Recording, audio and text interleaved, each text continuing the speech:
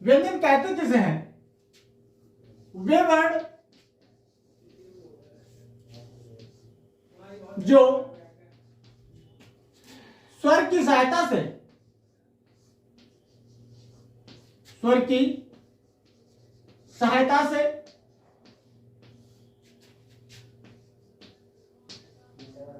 बोले जाते हैं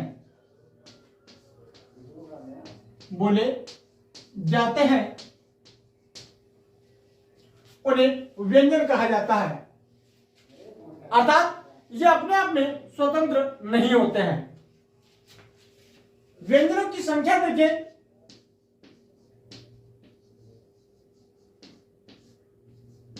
33 मानी जाती है।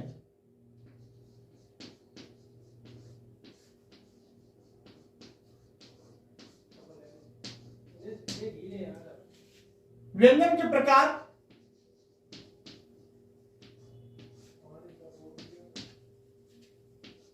5 प्रकार से इसे हम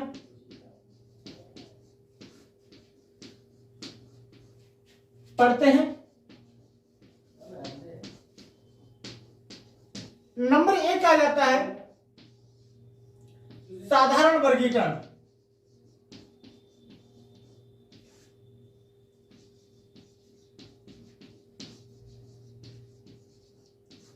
नंबर 2 आएगा घोष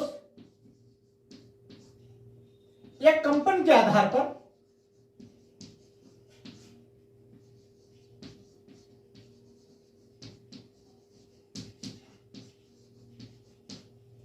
नंबर 3 आता है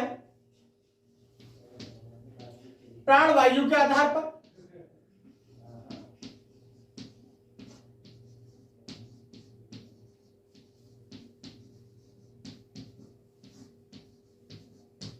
नंबर 4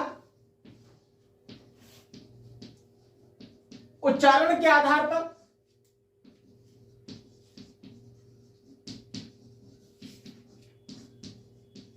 और नंबर 5 आता है उच्चारण स्थान के आधार पर। उच्चारण स्थान के आधार पर।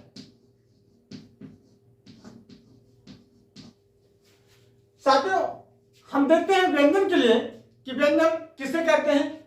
तो हमने बताने का प्रयास किया कि वे वर्ण जो स्वर की सहायता से बोले जाते हैं या अपने आप में स्वतंत्र नहीं होते हैं, उन्हें व्यंजन कहा जाता है। व्यंजनों की संख्या 33 होती है। व्यंजन के प्रकार अगर देखें तो व्यंजन के प्रकार 5 भागों में से हम बांट करके पढ़ते हैं। नंबर 1 साधारण वर्गीकरण, नंबर 2 घोष या कंपन के आधार पर, नंबर 3 प्राणवायु के आधार पर, और नंबर 4 उच्चारण के आधार पर। इसी क्रम में नंबर 5 में आता है उच्चारण स्थान के आधार पर। अब हम एक एक करके देखेंगे कि साधारण वर्गीकरण किसे कहते हैं। नंबर 1 हम हेडिंग बनाएंगे साधारण वर्गीकरण के लिए। व्यंजन के आगे क्रम में हमने देखा साधारण वर्गीकरण। साधारण वर्गीकरण में देखेंगे कि इन्हें किस प्रकार से हम बांटते हैं। साधारण वर्गीकरण में वर्गीय व्यंजन देखें तो वर्गीय व्यंजनों की संख्या कितनी होती है? 25 होती है। जैसे का वर्ग, इन्हें हम पढ़ते हैं का वर्ग, चा वर्ग, टा वर्ग, ता वर्ग और पा वर्ग। शॉर्ट में हम इसे कचटतम भी बोलते हैं। वर्गीय व्यंजनों की संख्या 25। इसमें का वर्ग में 5 वर्ण आते हैं। इसी प्रकार से चा वर्ग में 5 वर्ण, टा वर्ग में 5 वर्ण और ता वर्ग में भी 5 होते हैं। इसी क्रम में 5 वर्ण पा वर्ग में होते हैं। अंतस्थ व्यंजन इनकी संख्या 4 मानी जाती है और ऊष्म व्यंजन इनकी संख्या 4 मानी जाती है। अंतस्थ व्यंजन में देखें तो या, रा, ला, व आता है। इसमें शा, सा और सा और हा आता है। इस वर्गीय व्यंजन में यह आपका पहला वर्ग होता है, इसे पहला वर्ग बोलते हैं। इसे दूसरा वर्ग बोलेंगे, दूसरा वर्ग, और ये तीसरा वर्ग आएगा। टा वर्ग को क्या बोलते हैं? तीसरा वर्ग। ता वर्ग के लिए चौथा वर्ग होगा, चौथा वर्ग, और पा वर्ग के लिए 5वां वर्ग बोला जाता है। पांचवा वर्ग बोला जाता है। इन वर्गों के क्रम में देखें, जो का वर्ग है, इस का वर्ग में पहले वर्ण के लिए प्रथम वर्ण, का वर्ग का ये दूसरा वर्ण कहलाता है, ये तीसरा वर्ण होगा, इसे चौथा वर्ण बोलते हैं, और इसके लिए पांचवा वर्ण बोला जाता है, पांचवा वर्ण कहते हैं। ऐसे ही चा वर्ग का प्रथम वर्ण चा होता है, दूसरा वर्ण छा होता है, तीसरा वर्ण ज होता है, ये झा होता है, इसे इया बोला जाता है। तो ये सभी वर्गों का प्रथम वर्ण माना जाता है, और इसके लिए दूसरा वर्ण माना जाता है, ये तीसरा वर्ण होगा, इसे चौथा वर्ण बोला जाता है, और इसके लिए पांचवा वर्ण बोलते हैं। इस पांचवें वर्ण के लिए नासिक वर्ण के नाम से, पांचवें वर्ण के लिए नासिक वर्ण भी कहा जाता है। पांचवें वर्ण के लिए नासिक वर्ण, अंतस्थ व्यंजन में या, र, ल, व आता है, जबकि उस व्यंजन में सा, स, स और हा आता है। वर्गीय व्यंजन के आधार पर हम देखें कि व्यंजन को और किस आधार पर बांट सकते हैं, तो नंबर 1 आता है घोष या कंपन के आधार पर। इसी के लिए हम आगे के बांट के देखें व्यंजन के लिए, तो दूसरा क्रम आता है घोष या कंपन के आधार पर, घोष या कंपन के आधार पर।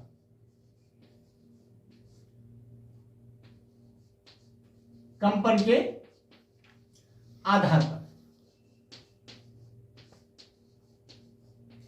घोष या कंपन के आधार पर इसे दो भागों में बांटा जाता है, जिसमें हमारा स्वरयंत्र कंपन करता है उसे घोष बोला जाता है, जिसमें स्वरयंत्र हमारा कंपन ना करे उसे अघोष बोला जाता है। घोष या कंपन के आधार पर इसे दो भागों में बांट देते हैं। नंबर 1 आता है अघोष, नंबर दूसरा आ जाता है सघोष।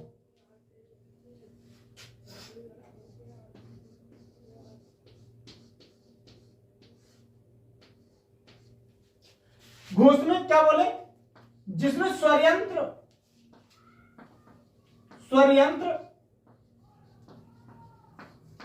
कंपन नहीं करें, कंपन ना करें, उसे बोला जाता है अघोष। जैसे वर्ग का पहला, वर्ग का पहला और दूसरा वर्ण, सभी वर्गों का पहला या दूसरा वर्ण जो होगा उसे अघोष में रखा जाता है, प्लस तीनों प्रकार की सा,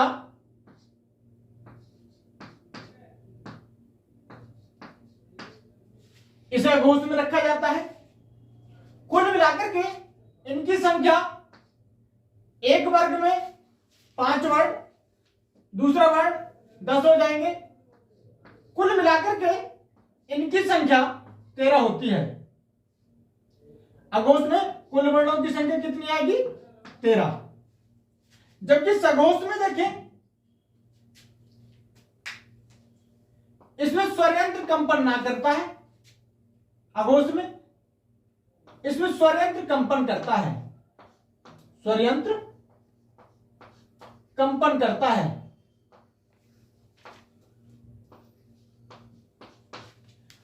अब आपने देखा कि पहला वर्ग का, सभी वर्गों का पहला वर्ण और दूसरा वर्ण अघोष में आया, तो सघोष में कौन रखेंगे? तीसरा, चौथा और पांचवा, यानी कि सभी वर्गों का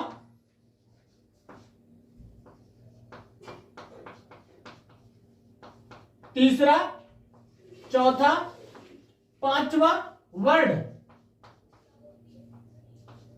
प्लस इसमें ऊष्म व्यंजन में सातों ले लिए, इसमें एक हा आएगा प्लस अंतस्थ व्यंजन या रा, ला और वाह, कुल मिलाकर के 15 वर्ण व्यंजन के, एक ऊष्म व्यंजन का हा और अंतस्थ व्यंजन के 4 वर्ण, 15 और 1 16, 16 4 20, 20 वर्ण सघोष के आते हैं। साथ ही साथ इसमें समस्त स्वर भी आते हैं, प्लस समस्त स्वर,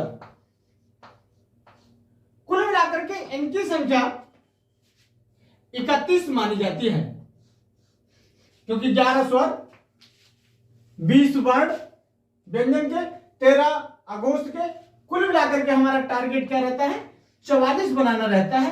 क्योंकि हिंदी वर्णमाला में प्रयोग के आधार पर 44 ही वर्ण आते हैं। तो हमने देखा अघोष और सघोष में क्या है, अघोष में पहला दूसरा वर्ण आएगा सभी वर्गों का, और सघोष में तीसरा, चौथा और पांचवा वर्ण आता है।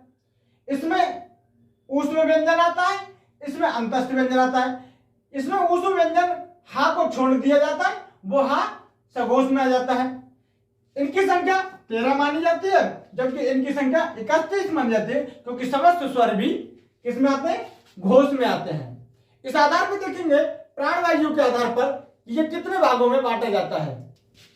आगे के आधार पर देखते हैं कि व्यंजन का वर्गीकरण प्राणवायु के आधार पर किस आधार पर होता है। तो बेटा प्राणवायु के आधार पर व्यंजनों का वर्गीकरण 2 भागों में होता है। नंबर 1 अल्पप्राण, नंबर दूसरा महाप्राण। अल्पप्राण में क्या होता है, जिससे उच्चारण करने पर हमारे मुख से वायु अल्प मात्रा में निकलती है तो उसे अल्पप्राण कहा जाता है। जिसमें वायु हमारे मुख से अधिक मात्रा में निकलती है उसे महाप्राण बोला जाता है। तो आगे की क्रम में देखेंगे इसका तीसरा प्रकार जो होता है प्राण वायु के आधार पर। प्राण वायु के आधार पर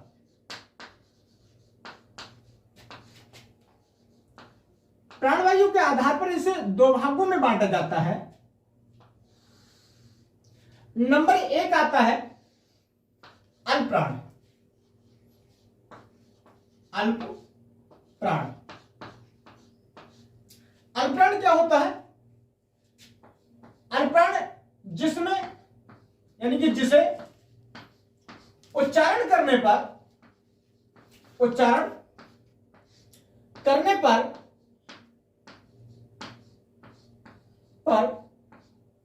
वायु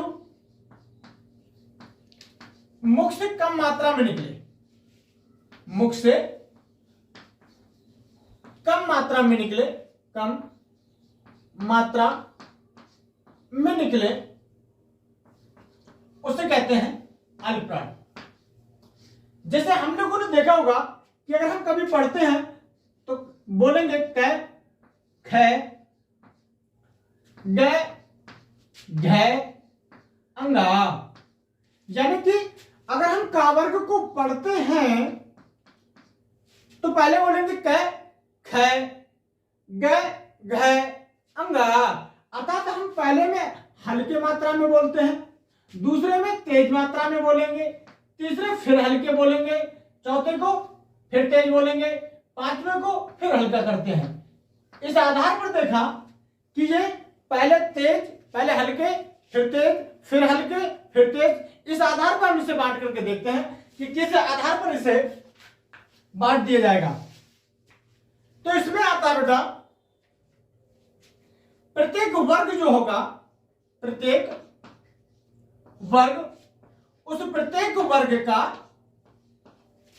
पहला, तीसरा और पांचवा वर्ण। प्रत्येक वर्ग का पहला, तीसरा, पांचवा वर्ण। साथ ही साथ इसमें समस्त स्वर आते हैं, समस्त स्वर आते हैं। यानी कि वर्ग का पहला, तीसरा, पांचवा वर्ण समस्त स्वरों को रखा जाता है और इसी में अंतस्थ व्यंजन भी डाल दिए जाते हैं और इसमें डालते हैं प्लस अंतस्थ व्यंजन। अंतस्थ व्यंजन, अंतस्थ व्यंजन की संख्या कितनी होती है? 4। समस्त स्वर कितने होते हैं? 11।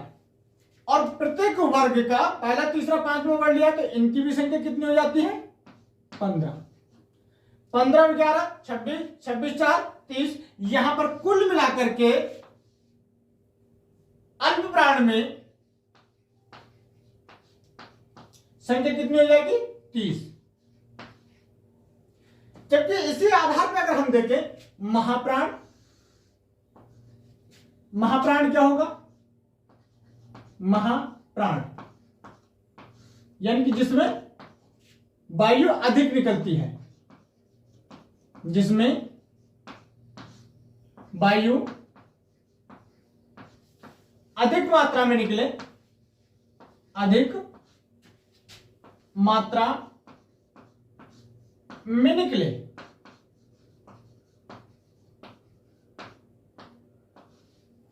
अब पहला, तीसरा, पांचवा तो आपने ले लिया अल्पप्राण में, तो इसमें क्या बचा?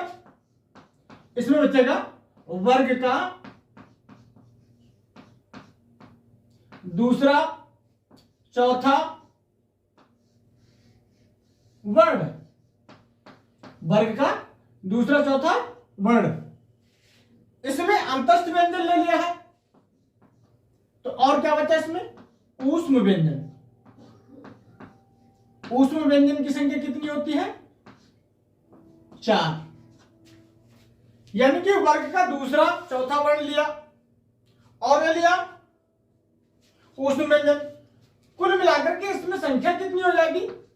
तो बेटा ये होते हैं 10 और ये होते हैं 4, तो इसमें कुल मिलाकर की संख्या जो हो जाती है, कुल संख्या 14। यानी कि महाप्राणों की संख्या कितनी? 14। अल्प प्राणों की संख्या कितनी? 30। कुल मिलाकर के कितनी हो जाएगी बेटा? 44। ये तो हो गया प्राण वायु के आधार पर। इसके बाद देखते हैं उच्चारण के आधार पर व्यंजन का वर्गीकरण, कि उच्चारण के आधार पर व्यंजन कितने भागों में बांट दिया जाता है।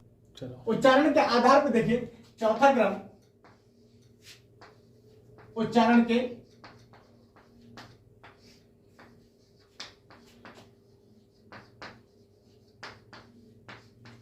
आधार पर, तो बेटा उच्चारण के आधार पर व्यंजनों को बांट देते हैं 8 भागों में। नंबर 1 होता है स्पर्शी, नंबर दूसरा संघर्षी, नंबर तीसरा स्पर्शी संघर्षी होता है, नासिक होता है, पार्श्विक होता है, ताड़नजात भी आता है। तो इस आधार पर हम इसे 8 भागों में बांट देते हैं। पहला क्रम आता है आपका स्पर्शी, पहला भाग होगा स्पर्शी। स्पर्शी में कौन कौन से आते हैं? तो बेटे जितने वर्ग थे प्रत्येक वर्ग के 4 वर्ण, प्रत्येक वर्ग के 4 वर्ण, यानी कि का वर्ग हो, का वर्ग हो, इसमें 4 वर्ग को छोड़ दिया जाता है, का, टा, ता और पा। इन का, टा, ता और पा वर्ग के 4 वर्ण। साथ ही साथ संघर्षी में कौन सा आता है? स्पर्शी के बाद क्या आता है? संघर्षी। स्पर्शी में आपने देखा का वर्ग, टा वर्ग, ता वर्ग और पा वर्ग। इसमें चावर्ग को छोड़ के रखते हैं। चावर्ग के अलावा जितने वर्ण हैं उनके 4 वर्ण लिए जाते हैं, 5वां वर्ण यहां पर भी छोड़ दिया जाता है। जबकि संघर्षी में आपका ऊष्म व्यंजन आते हैं। संघर्षी में आपके ऊष्म व्यंजन, ऊष्म व्यंजन कौन कौन से होंगे? जैसे कि सा है, मूर्धन्य सा है, दंत सा है और हा। इसमें वर्णों की संख्या अगर हम देखें तो कितने हो जाएंगे? 4 चौक 16। और इनमें कितने हो जाएंगे? 4, 16 4 कितने हो गए? 20। इसके बाद में आता है स्पर्शी और संघर्षी। इन दोनों के मिलाने से बनता है स्पर्शी संघर्षी। स्पर्शी संघर्षी में कौन रखते हैं? इसमें चावर्ग जो होता है, जो अभी हमने आपको कावर्ग चावर्ग छोड़ा था कचड़तम में, उसमें चावर्ग आपका पूरा आ जाता है।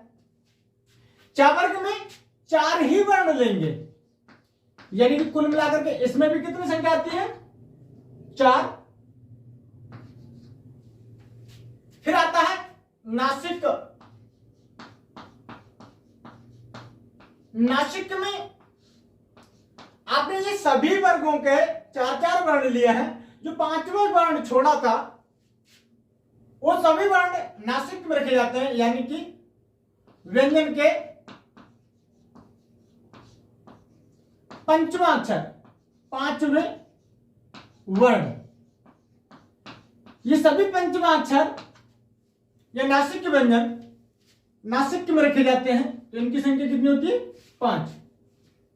नासिक के बाद में आता है संघर्षहीन, जिन्हें बोलने पर बिल्कुल भी मेहनत नहीं करने पड़ती है, उन्हें संघर्षहीन बोला जाता है। इनकी संख्या होती है 2। इन्हें या और व बोला जाता है। कितनी होगी संख्या? 2, या और व। इसके बाद में आता है प्राकंपित या लुंठित वर्ण। प्राकंपित या लुंठित वर्ण,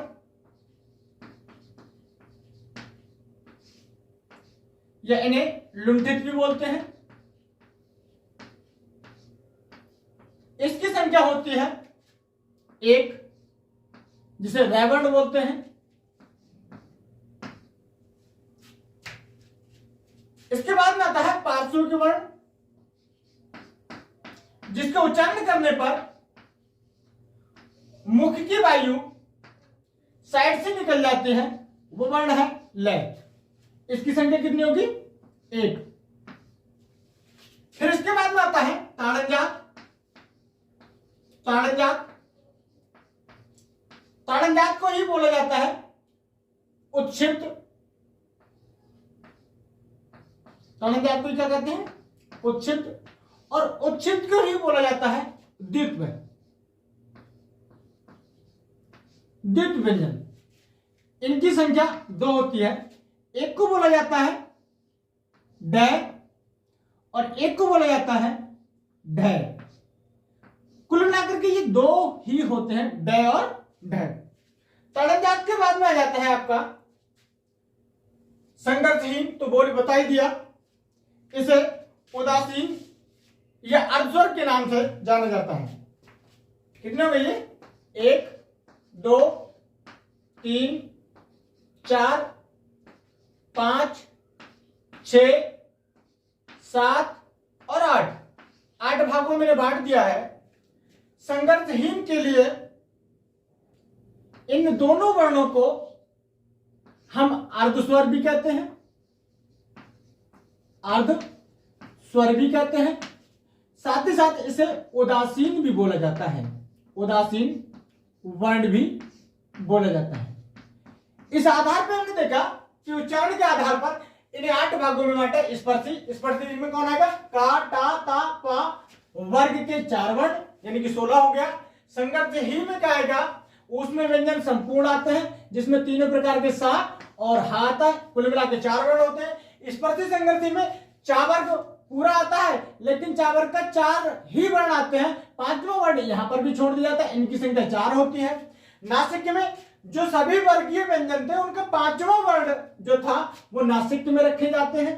संगतहीन में कौन आएगा? जो अंतस्थ व्यंजन थे, अंतस्थ व्यंजन का या और वह संगतहीन में रखे जाते हैं। प्राकंपित या लुंठित वर्णों की संख्या केवल 1 है, जो रा बोला जाता है। पार्श्विक में ला आता है, जिसमें साइड से हमारी वायु निकल जाती है, इनकी संख्या 1 होती है। ताड़नजात, उत्सित या द्वित्व, जिन्हें बोलने पर हमारी जीभ झटका मारती है, उन्हें ताड़नजात वर्ण कहते हैं। एक इनकी संख्या 2 होती है, ड और ढ। इसी आधार पर हम देखेंगे उच्चारण स्थान के आधार पर वर्णों की संख्या कितनी होती है। अगला 5वां क्रम देखेंगे उच्चारण स्थान के आधार पर। उच्चारण स्थान के आधार पर किस प्रकार से होते हैं? उच्चारण स्थान के आधार पर, उच्चारण स्थान के आधार पर